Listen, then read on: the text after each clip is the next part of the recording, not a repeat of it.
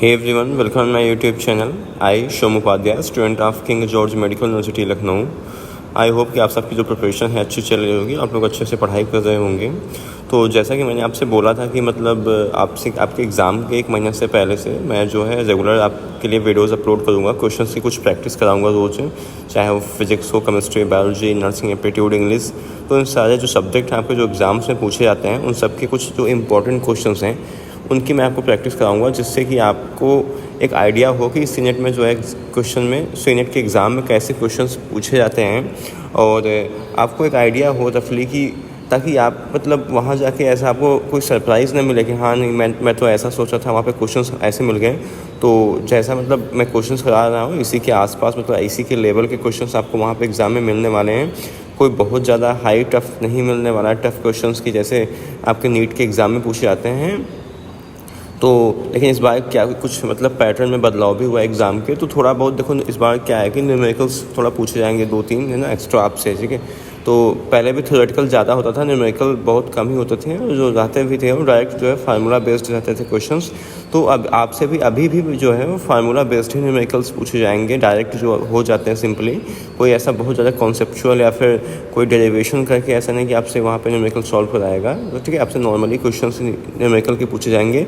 इसलिए I would like to suggest you कि आप जो है जितने भी हर चैप्टर के जितने इंपॉर्टेंट फार्मूले हैं, ठीक है, जो डायरेक्ट जो इंपॉर्टेंट हर चैप्टर के जितने भी इंपॉर्टेंट हैं उन सबको आप याद कर लो, क्योंकि इस बार न्यूमेरिकल्स कुछ पूछे जाएंगे. और वैसी जो है हर चैप्टर के जो इंपॉर्टेंट फार्मूलाज हैं, ठीक है, जो इंपॉर्टेंट है, जो काफ़ी हर बार मतलब बेसिकली किसी भी चैप्टर का, जैसे मान लो कोई वर्क एनर्जी पावर चैप्टर आप ले लो, ठीक है. तो वर्क इज इक्वल टू क्या होता है, फोर्स इनटू डिस्प्लेसमेंट, या फिर F S cos theta, F S sine theta. कोई क्वाड्रेंट का आपको वर्क डन निकालने को बोल दे, ठीक है. इसलिए मैं आपसे बोलूँगा कि हर चैप्टर का इंपॉर्टेंट फार्मूला याद कर लो, ताकि अगर क्वेश्चन न्यूमेरिकल्स इस बार पूछा जाए तो आप कर ले जाओ अच्छे से. तो आज के वीडियो में हम लोग जो है फिजिक्स से कुछ इंपॉर्टेंट क्वेश्चंस डिस्कस करेंगे, जो आपके एग्ज़ाम के पॉइंट ऑफ व्यू से काफ़ी ज़्यादा इंपॉर्टेंट हैं. तो अब चलो चलते हैं क्वेश्चंस की प्रैक्टिस करते हैं. तो सबसे पहला जो क्वेश्चन है, एक क्वेश्चन क्या है कि वाटर हैज़ मैक्सिमम डेंसिटी. एक क्वेश्चन देखो काफ़ी इंपॉर्टेंट है और बहुत बार ठीक है एग्ज़ाम में पूछा गया है. आई थिंक ये 2022 में पूछा गया था. जो एक क्वेश्चन 2022 एग्ज़ाम में सीनेट के एग्ज़ाम में पूछा गया था ये. तो ये सब देखो सीनेट की एक ख़ास बात और है, जैसे आपका नीट का एग्ज़ाम होता है, फिर जो कोई ऐसे वैसे मतलब कोई जब एजेंसी को एग्ज़ाम बड़ा एग्ज़ाम कंडक्ट करवाती है, तो जो उसमें क्वेश्चंस फ्रेम होते हैं वो हर साल नए क्वेश्चंस होते हैं, और कभी इसके पहले आए हुए नहीं होते हैं. और कोई भी क्वेश्चन जो है रिपीट नहीं होता कि प्रीवियस ईयर में कोई क्वेश्चन आया इस बार रिपीट हो जाए. लेकिन सीनेट का एग्ज़ाम ऐसा एग्ज़ाम होता है इसमें कि इसमें जो क्वेश्चंस हैं वो रिपीट होते हैं हर साल से. जो 2022 2023 में क्वेश्चंस आए हैं वो रिपीट होते हैं. तो मैंने जो 2022 और 23 के जो PYQ हैं, ठीक है, जितना मुझे याद था उतना मैंने PYQ आपको करवा दिया है यूट्यूब पे. अगर आपने अभी तक नहीं देखा है तो मैं इसका जो लिंक है उसको पिन कर दूंगा, आप वहाँ से जाकर PYQ देख लेना, ठीक है. तो आपसे क्या होगा कि आपको काफ़ी हेल्प हो जाएगी. अगर आप उन क्वेश्चन से भी एक आध दो क्वेश्चन आ गया तब भी अच्छी बात है कि आप अगर 15-20 मिनट की वीडियो देख के अगर आप 4-5 क्वेश्चन कर ले जाओ एग्ज़ाम में तो अच्छी बात है. तो इसलिए आप लोग जाकर उसको एक बार देख लेना.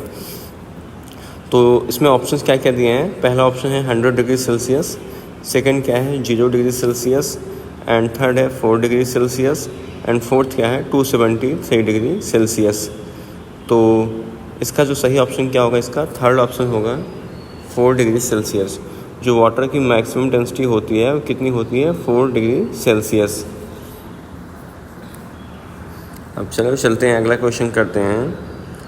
अगला क्वेश्चन देखते हैं. इसमें क्या है कि if a body moves with a constant speed in a circle. अगर कोई एक बॉडी है, किसी एक सर्किल है, मान लो ऐसे कोई बॉडी है किसी सर्किल में क्या कर रही है, मूव कर रही है, ठीक है. तो कांस्टेंट स्पीड क्या है, आपकी स्पीड जो है कांस्टेंट है. तो यहाँ पे क्या होगा, no work done is on it, no force act on it, no acceleration is produced in it, its velocity remain constant. तो इसका जो है क्या होगा सही ऑप्शन, यहाँ पे 4 ऑप्शन जो है सही होगा. इट्स वेलोसिटी क्या होगी, इसकी कांस्टेंट होगी. आपको पता होगा कि जब मतलब जो बॉडी इसमें मूव कर रही है कैसी मतलब कैसे मोशन का एग्जांपल है, यूनिफॉर्म सर्कुलर मोशन का जो है एग्जांपल है ये. और वेलोसिटी वेक्टर क्या होगा, इसमें कांस्टेंट रहेगा in magnitude but changing in direction. Since velocity is a vector quantity that has both magnitude and direction A change either the magnitude or direction constitute a change in the velocity which lead to the change in acceleration. तो क्या होगा इसका, velocity क्या होगी इसकी, remain जो है constant रहेगी. तो अब अगला क्वेश्चन देखते हैं. अगले क्वेश्चन में क्या है कि which of the following is a scalar quantity. यहाँ पे आपको 4 ऑप्शन दिए गए, उनमें बताना है कि कौन सी जो है स्केलर क्वांटिटी है. और क्या ऑप्शंस क्या क्या हैं, velocity, force, angular momentum and electric potential. तो इसका जो है सही ऑप्शन क्या होगा यहाँ पे, इसका होगा 4th ऑप्शन जो है क्या होगा, इलेक्ट्रिक पोटेंशियल कैसी क्वांटिटी है, स्केलर क्वांटिटी. बाकी ये सब कैसे हैं, तीनों वेक्टर क्वांटिटी होते हैं. अब चलते हैं अगला क्वेश्चन देखते हैं. अगले क्वेश्चन में है कि which of the following is a not vector quantity. अब इसमें से आपको बताना है कौन सा जो है वेक्टर क्वांटिटी नहीं है. तो speed, velocity, torque and displacement. तो इसका क्या होगा सही ऑप्शन, इसका होगा फर्स्ट ऑप्शन सही होगा. क्या होगा, स्पीड. स्पीड कैसी क्वांटिटी है, स्पीड कैसी है, स्केलर क्वांटिटी है. कैसी क्वांटिटी, स्पीड स्केलर क्वांटिटी है. ठीक है. और बाकी अब चलते हैं अगला क्वेश्चन देखते हैं. अगले क्वेश्चन में है कि an object with constant speed. अगर कोई ऑब्जेक्ट है उसकी स्पीड क्या है, कांस्टेंट है, तो क्या होगा, is not accelerated, might be accelerated, is always accelerated and always have a constant velocity. तो जो 60 होगा, 60 का क्या होगा यहाँ पे, फर्स्ट ऑप्शन सही होगा, it is not accelerated. Speed is a scalar quantity, sorry, acceleration is defined as the rate at which change an object its velocity. जो एक्सेलरेशन होता है वही क्या होता है, rate of change of velocity. तो जब आपकी वेलोसिटी जो है चेंज ही नहीं हो रही तो इसकी एक्सेलरेशन क्या हो जाएगी, कोई एक्सेलरेशन उसमें होगा ही नहीं. जब वेलोसिटी में कोई चेंज हो ही नहीं रहा तो एक्सेलरेशन कुछ होगा ही नहीं. इसलिए क्या होगा, no acceleration at the speed is uniform. ठीक है. तो अगला क्वेश्चन देखते हैं. अगले क्वेश्चन में है कि अ मैन इन अ ट्रेन. एक आदमी है, ट्रेन में है, moving with a constant velocity, drop a ball on the platform. वो जो है प्लेटफॉर्म पे कोई एक बॉल जो है उसको ड्रॉप करता है. The path of ball as seen by observer stand on the platform. कोई एक अगर ऑब्जर्वर है वो प्लेटफॉर्म पे खड़ा हुआ है तो उसको किस तरह की जो पाथ जो है उसका जो ड्रॉप है उसका कैसा, मतलब कैसा उसको नज़र में आएगा, बॉल का जो क्या है, बॉल का जो पाथ. ठीक है. तो straight line, a circle path, a parabola, none of these. तो यहाँ पे क्या है, 61 कौन सा ऑप्शन सही होगा यहाँ पे, 61 का यहाँ पे 3rd ऑप्शन सही होगा. क्या होगा, पैराबोला. अब अगला क्वेश्चन देखते हैं. अगले क्वेश्चन में है कि a person can jump higher on the moon surface than on the earth surface. कोई अगर एक आदमी है वो मतलब जो मून का सरफेस है वहाँ पे ज़्यादा ऊंचा जंप कर सकता है as compare to earth surface. तो उसका रीज़न क्या है. ठीक है. तो आइए अब रीज़न देखते हैं क्या क्या यहाँ पे आपको दिए गए ऑप्शंस में. The moon surface is a rough, the acceleration due to gravity in the moon is smaller than the earth, the moon is cooler than earth, the moon has no atmosphere. तो कौन सा question है, 62 है. तो 62 का कौन सा option सही होगा भाई, 62 का 2nd ऑप्शन सही होगा. The acceleration due to gravity in the moon is smaller than the earth. क्या हो, कितना होता है अर्थ का, 1/6 होता है. ठीक है. तो कितना, g/6. ठीक है. तो आप ऑब्वियस सी बात है, आपका वेट वहाँ पे लाइट अगर आप फील करोगे तो आप ज़्यादा ऊंचा आप जंप करेंगे. ठीक है. तो इसलिए क्या होता है कि कितना होगा, कौन सा इसका सही ऑप्शन होगा, 2nd ऑप्शन होगा कि the acceleration due to gravity in the moon is smaller than the earth. ठीक है. और जो मैं आपको g/6 बताना है, एक क्वेश्चन, ये भी जो क्वेश्चन है ना, ये आपका ये भी 2022 में एक क्वेश्चन पूछा गया था कि जो मून के पे जो एक्सेलरेशन ड्यू टू ग्रेविटी होती है अर्थ के सरफेस का कितना होता है. तो क्वेश्चन आपसे एग्ज़ाम में 2022 के जो सीनेट का एग्ज़ाम हुआ था उसमें पूछा गया था, इसलिए इस चीज़ को आप लोग ध्यान रखना है. अब अगला क्वेश्चन देखते हैं. अगला क्वेश्चन में है कि the apparent weight of a man in a lift less the real weight when. मतलब कि अगर कोई एक आदमी लिफ्ट में है तो कब वो आदमी अपना वेट जो है वो मतलब हल्का फील करता है, लाइटर फील करता है, ऊपर जाते समय या फिर नीचे जाते समय. ठीक है. तो ऑप्शंस देखते हैं. तो ऑप्शंस में क्या क्या है कि the lift is going up with an acceleration, the lift is going down with uniform speed, the lift is going up to uniform speed, the lift is going down with an acceleration. तो 63 का कौन सा option सही होगा यहाँ पे? 63 का fourth option सही होगा, the lift is going down with an acceleration. अगला क्वेश्चन देखते हैं। अगला क्वेश्चन है कि which one of the following is a non dimensional quantity. इनमें से जैसे कौन सी क्या है नॉन डायमेंशनल क्वांटिटी है? तो पहला ऑप्शन क्या है? गैस कांस्टेंट, सेकंड है स्ट्रेन, थर्ड है coefficient of viscosity and fourth क्या है? Planck's constant. तो 64 का कौन सा ऑप्शन सही होगा यहाँ पर? 64 का जो है सेकंड ऑप्शन सही होगा, क्या होगा? स्ट्रेन। तो स्ट्रेन आपको पता है स्ट्रेन क्या होता है? मैं आपको बता दूँगा। Strain is defined as a change in dimensions over original dimension, has no dimensional formula, so dimensional quantity. ठीक है, अब अगला क्वेश्चन देखते हैं। अगला क्वेश्चन क्या है कि व्हेन वाटर फ्रीजेज इट्स डेंसिटी, जब वाटर जो है फ्रीज करता है तो उसकी डेंसिटी क्या होती है?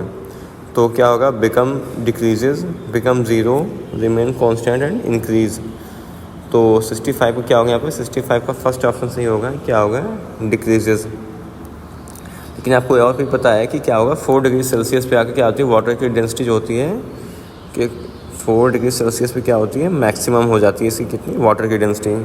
इस चीज़ को आप याद रखना है, ठीक है। अब अगला क्वेश्चन देखते हैं। इसमें क्या है कि a bullet of mass small M, जो बुलेट है उसका मास कितना है? स्मॉल एम है। वेलोसिटी कितना है? कैप स्मॉल है। Is fired into the large block on wood mass capital M, the final velocity of the system. तो इसको देखो आप, जो principle of linear conservation of momentum है, m1v1 क्या होता है?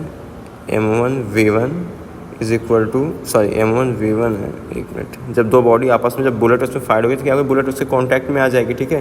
तो अब क्या हो जाएगा? m1v1 प्लस m2v2 और इज़ इक्वल टू क्या हो जाएगा यहाँ पे?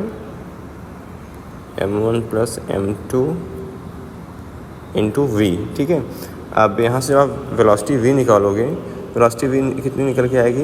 m1v1 प्लस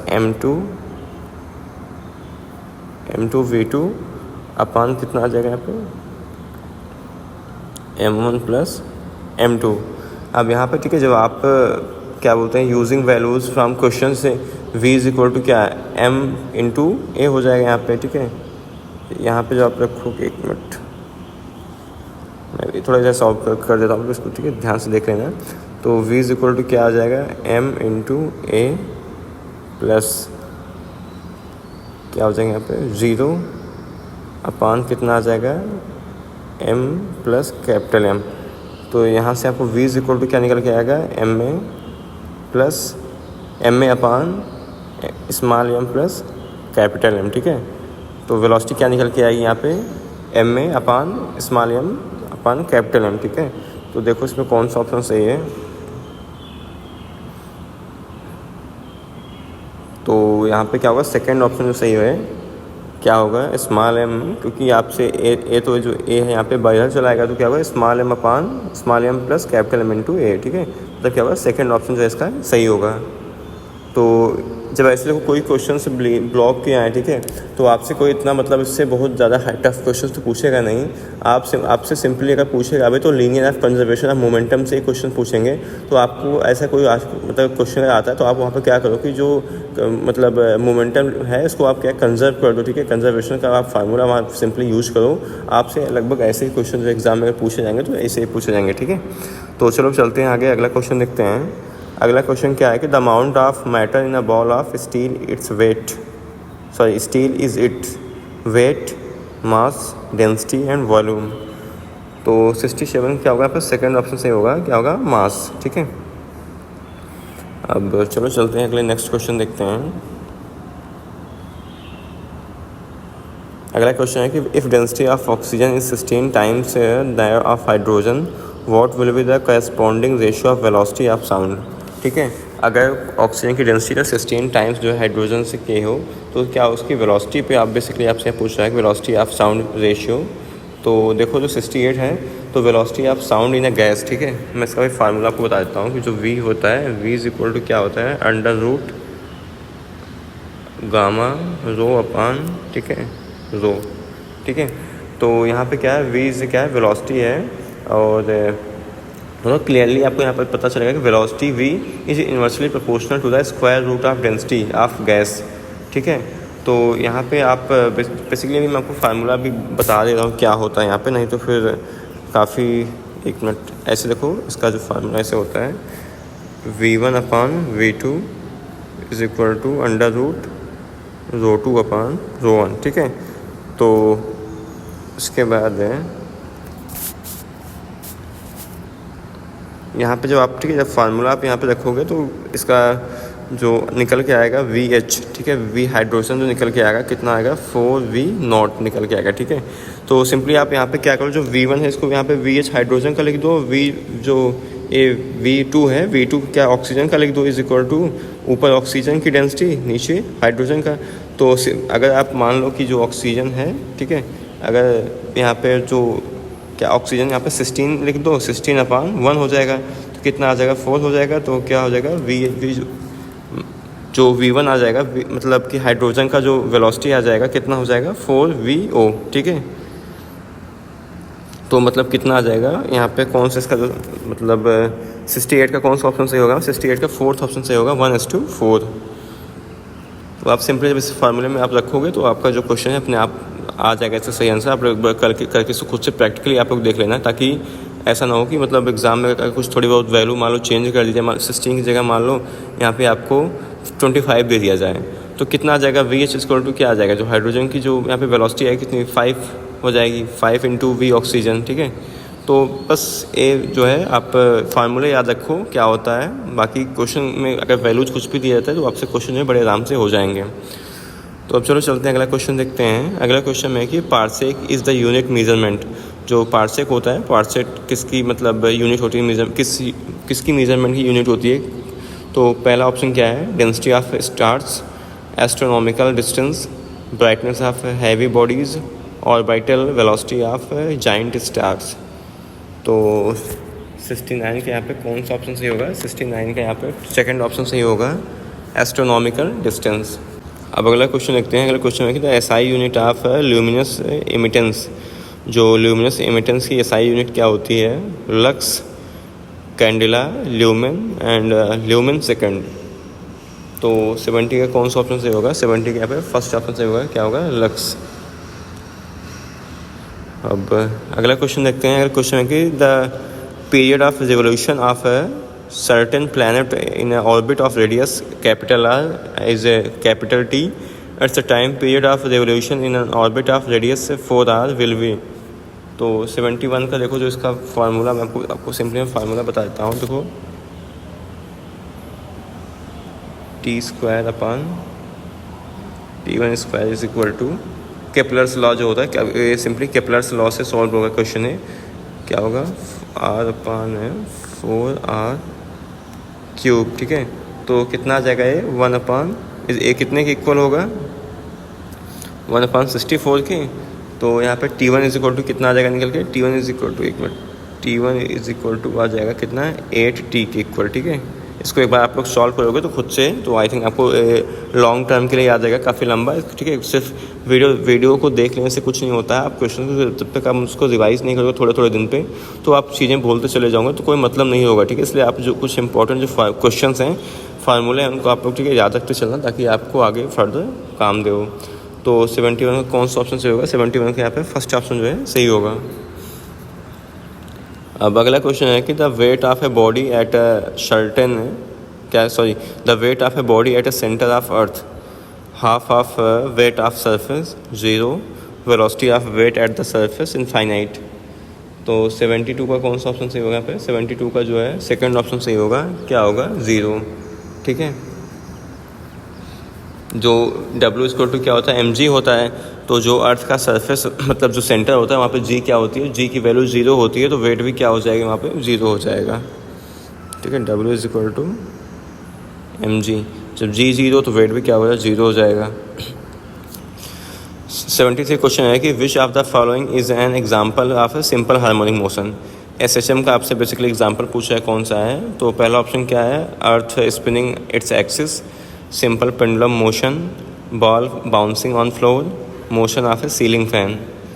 तो 73 का कौन सा ऑप्शन सही है? 73 का पे सेकंड ऑप्शन जो सही है, सिंपल पेंडुलम मोशन।